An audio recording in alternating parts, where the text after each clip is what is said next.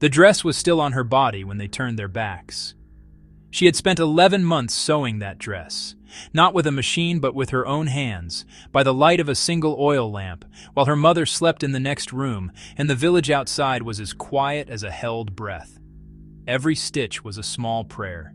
Every thread was a promise she made to herself that life could be beautiful, that she had earned something gentle after so many years of carrying water and grinding grain and smiling through the kind of exhaustion that never fully leaves the eyes.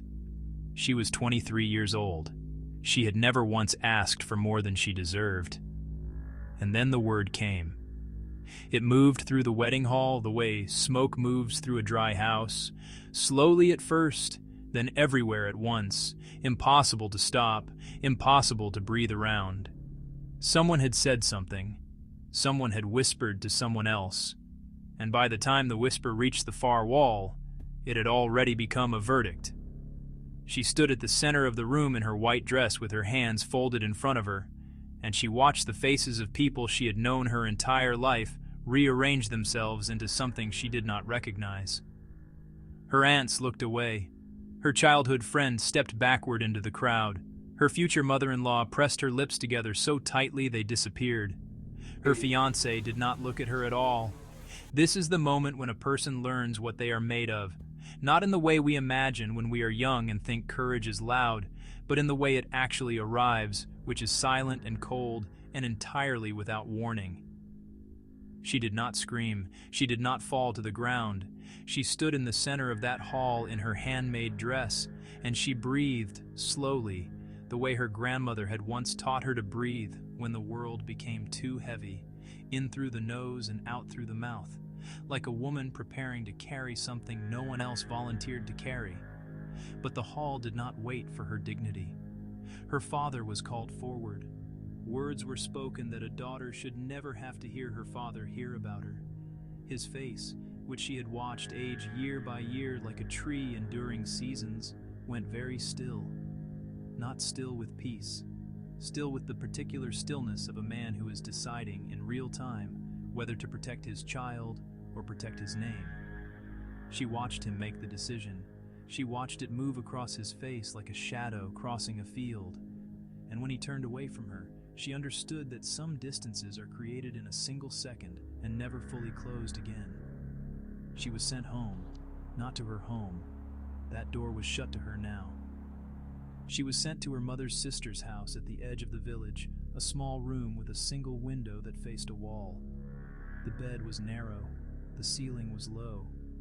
Outside, the village continued its life the way villages always do. Children running, bread baking, men arguing about water rights and land, and she sat in her small room and became, without meaning to, invisible. The weeks that followed were a particular kind of suffering that has no dramatic name. It was not violence. It was not starvation. It was the suffering of being looked through. The baker no longer met her eyes. Women crossed the street not with hostility but with something worse, indifference, the kind that says you have already been erased. She began to understand that the cruelest punishments are not the ones delivered with anger, but the ones delivered with casual forgetting, as though your existence was only ever provisional to begin with. Her fiancé married someone else within 40 days. She heard about it from her younger cousin, who told her without meaning to be cruel, the way young people sometimes deliver devastation wrapped in ordinary sentences.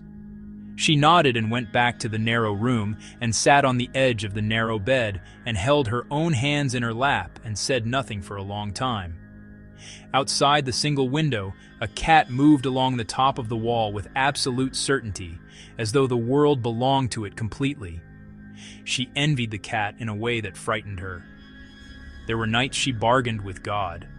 Not the clean bargaining of Sunday prayers, but the raw, embarrassing bargaining of a person with nowhere else to go. If you show them the truth, I will ask for nothing else.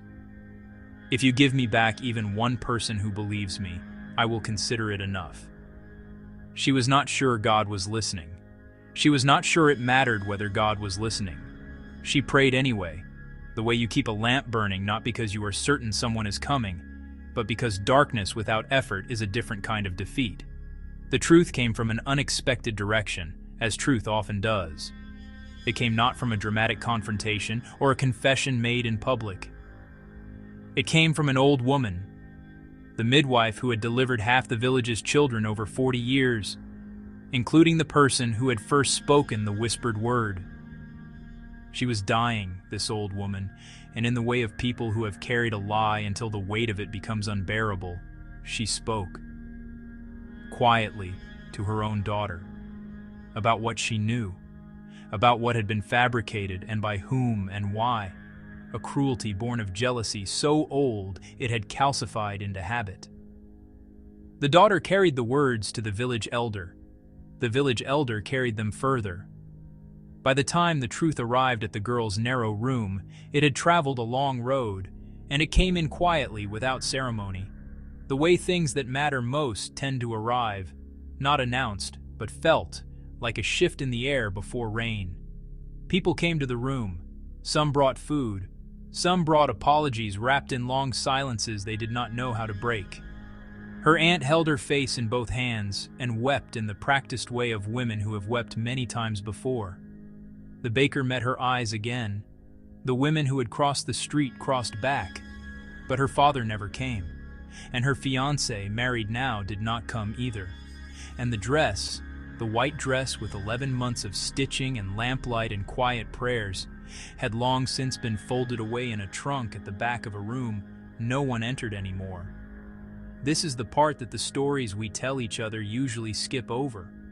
The part after the truth is known. The part where you are standing in the middle of your restored reputation, and you are waiting to feel restored, and you realize that you have become someone your former self would not entirely recognize. Quieter, slower to smile, more careful with trust, the way a person is careful with a joint that has been broken once and healed crooked.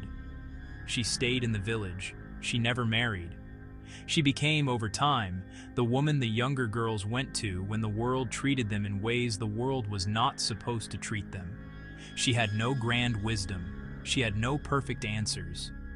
She had only this: she had remained herself, in the narrow room, by the wall, through the long nights without a lamp, through the silence of people who should have spoken sooner. She had remained herself, and that was a thing that could not be taken back, not by whispers, not by turned faces, not by the long and patient cruelty of being forgotten. Some things once kept are yours forever.